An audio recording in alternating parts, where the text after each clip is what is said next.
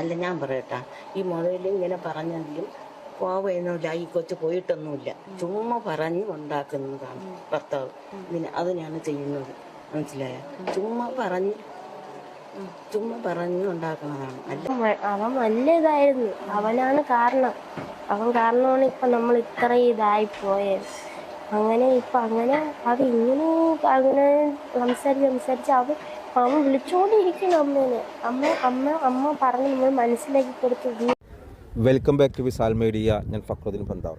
കഴിഞ്ഞ ദിവസമാണ് ഹസീന ബീഗം എന്ന് പേരുള്ള ഒരു സ്ത്രീനെ ഭർത്താവ് കഴുത്തറുത്ത് കൊന്നത്. നമ്മൾ കഴിഞ്ഞ വീഡിയോയിൽ പറഞ്ഞിരുന്നത് ഈ ഭർത്താവിൻ്റെ സംശയരോഗമാണ്, ഹസീന ബീഗം വളരെ നിരപരാധിയാണെന്നുള്ളതാണ്. പക്ഷേ ഞാൻ അവരുടെ മൂത്ത മകളുടെ ഒരു വീഡിയോ ഞാൻ കണ്ടു. ആ മകൾ സംസാരിച്ചപ്പോൾ നിന്നാണ് ഇതിൻ്റെ യാഥാർത്ഥ്യം ഉൾക്കൊള്ളാൻ കഴിഞ്ഞത്. അപ്പോൾ അതൊന്ന് പ്രിയപ്പെട്ട പ്രേക്ഷകരോട് ഞാൻ പങ്കുവെക്കുന്നത് നാളെ നമുക്ക് അല്ലെങ്കിൽ നമ്മുടെ കുടുംബത്തിൽ അനുഭവം ഉണ്ടാവാതിരിക്കാനാണ്. അപ്പോൾ ഈ ഒരു സ്ത്രീക്ക്, ഹസീന ബീഗം എന്ന് പറയുന്ന ഒരു സ്ത്രീനെ ഇപ്പോൾ നമ്മളിവിടെ കാണാം.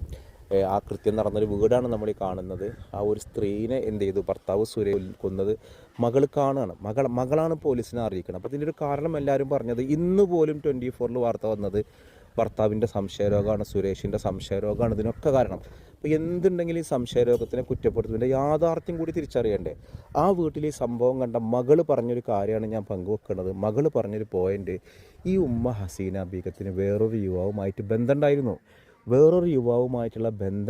മാത്രമല്ല അയാളുടെ കൂടെ ഇറങ്ങിപ്പോയി. അപ്പോൾ ഇവർ ഇൻ്റർകാസ്റ്റ് മാരേജാണ്. ഹസീന ബീഗം മുസ്ലിമാണ്, സുരേഷ് ഹിന്ദുവാണ്. അങ്ങനെ കുടുംബത്തിൽ നിന്ന് ഒരുപാട് പ്രശ്നങ്ങളുണ്ട്.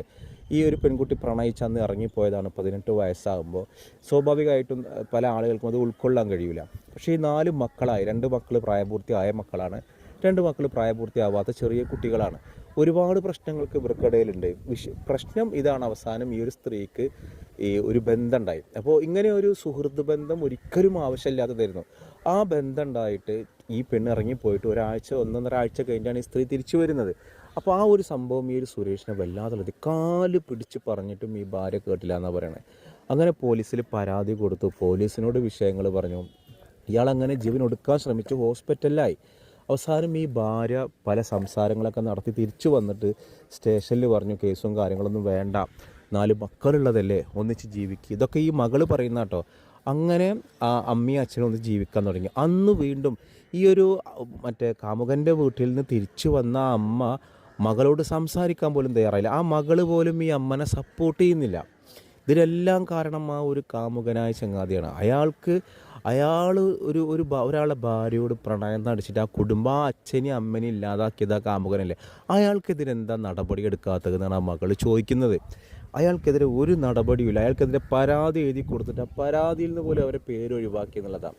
എന്തൊരു ദുരിതമാണ്. അപ്പോൾ ആ ഒരു മകളുടെ വാക്കുകൾക്ക് മുൻപിൽ സത്യം പറഞ്ഞാൽ നമ്മൾ തല കുരിച്ചു പോകും. ആ മകൾ ചോദിക്കുകയാണ്, അവൻ്റെ പേരിതാണ്, ഞങ്ങൾ അവൻ കാരണമാണ് ഇതൊക്കെ സംഭവിച്ചത്. അപ്പോൾ അവരെൻ്റെ അമ്മയെ മയക്കിയെടുത്തു. അപ്പോൾ പിന്നെ ഈ സുരേഷ് എന്താ ചെയ്യുക? സ്വന്തം ഭാര്യ ഇങ്ങനെ കാമുകൻ്റെ കൂടെ പോവുക, അത് തെറ്റാണെന്ന് സമ്മതിക്കാതിരിക്കുക. അത് ഒക്കെ കഴിഞ്ഞ് വന്നന്ന് രാത്രിയിൽ പോയി ഇവൻ വിളിക്കാത്തല്ല, കാമുകൻ വിളിക്കണം. അതിന് ചൊല്ലിട്ട് വീണ്ടും വഴക്കുണ്ടായിട്ടാണ് ഈ സുരേഷ് ഈ കൃത്യം ചെയ്തത്. ഇത് കേൾക്കുമ്പോൾ ഞാൻ ഒരിക്കലും ആ സുരേഷിനെ ഞാൻ കുറ്റം പറയൂല. സ്വന്തം ഭാര്യ ഇത്തരത്തിൽ ചെയ്ത് കഴിഞ്ഞാൽ ഏതൊരാളും ചെയ്യാവും. പലരും ഇത് ചെയ്യുന്നില്ല എന്നേ ഉള്ളൂ. തൻ്റെ കീഴിൽ താരിങ്ങനെ പ്രണയിച്ച് വിളിച്ചിറക്കി കൊണ്ടുവന്നൊരു പെണ്ണ് പിന്നെ വേറൊരുത്തരായിട്ട് പോയി കഴിഞ്ഞാൽ എന്താ ചെയ്യാം? അയാളത് ചെയ്തിട്ട് ചിദംബരത്ത് പോയിട്ട് ജീവൻ ഒടുക്കി. ആ മകൾ പറയാണ്, ഞങ്ങളുടെ അച്ഛനെയും അമ്മനെയും ഇല്ലാതാക്കി ഒരു കാമുകരുണ്ടല്ലോ അമ്മയുടെ, ഓനെ പിടിക്കണം, ഓരെന്തിനാണ് ഞങ്ങളുടെ അമ്മനെങ്ങനെ ആക്കിയത് എന്നാണ് ആ മകൾ ചോദിക്കുന്നത്. പാവം അതിൻ്റെ വാക്കുകൾക്ക് മുൻപിൽ നമ്മൾ തല കുനിച്ച് പോകുക. നമ്മുടെ ലൈഫിലേക്ക് നമ്മൾ ഭാര്യയും ഭർത്താവും ആണെങ്കിൽ പിന്നെ അതിൻ്റെ ഇടയിലേക്ക് മൂന്നാമതൊരാളെ കൊണ്ടുവരരുത്. ആ കൊണ്ടുവന്നതാണ് ഹസീന ബീഗത്തിൻ്റെ പ്രശ്നം. എന്തായാലും ആ മകൾ പറയുന്ന കാര്യങ്ങളൊന്ന് കേൾട്ടോക്ക്. എന്ന് പറഞ്ഞാൽ 2 ആൾക്കാരുടെ ഭാഗത്ത് തെറ്റുണ്ട്.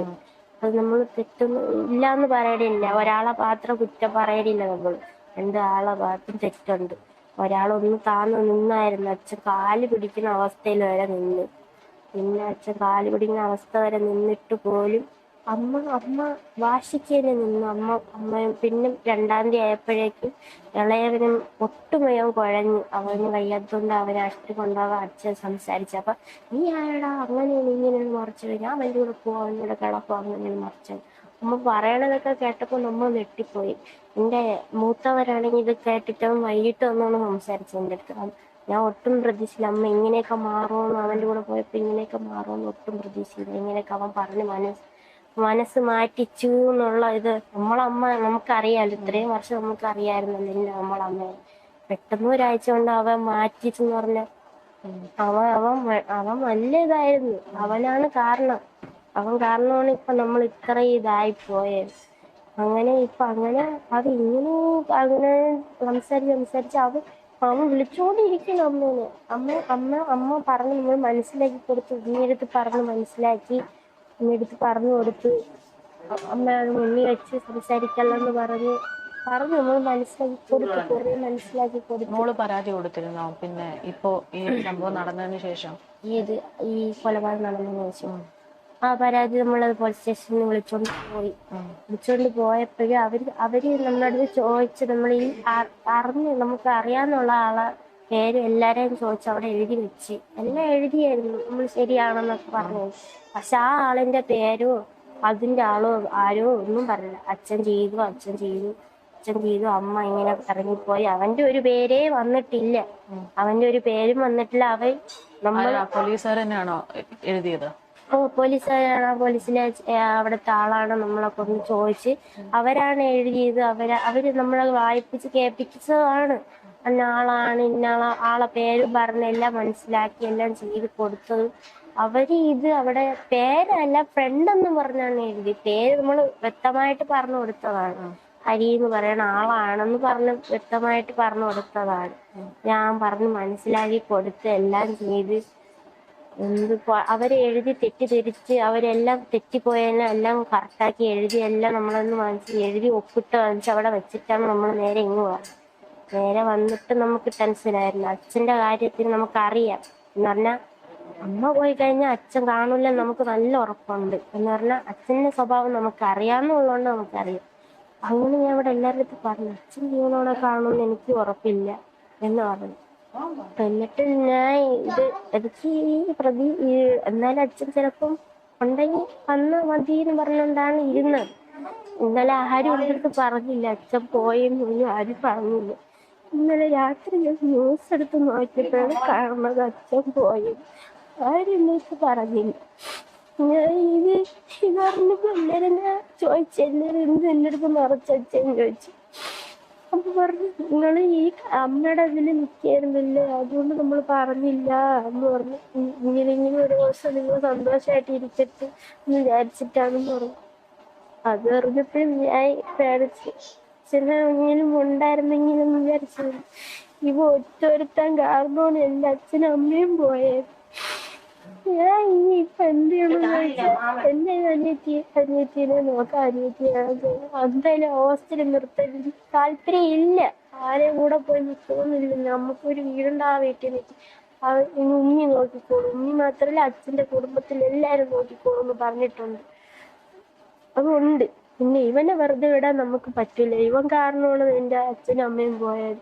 ഈ അരി കാരണമാണ് എൻ്റെ അച്ഛനും അമ്മയും പോയത്. അതെ, അവരെ വെറുതെ വിടല്ലത് ഞാൻ പറയുന്നു.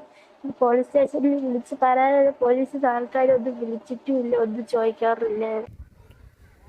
പിന്നെ ആ മകളെ, ആ ഹസീന ബീഗത്തിനെ ന്യായീകരിച്ചുകൊണ്ടാണ് ഹസീന ബീഗത്തിൻ്റെ ഉമ്മ സംസാരിക്കണത്. സ്വാഭാവികമായിട്ട് അങ്ങനെയാണ്, എന്ത് തെറ്റ് ചെയ്താലും മകളെ ന്യായീകരിച്ചുകൊണ്ട് സംസാരിക്കും.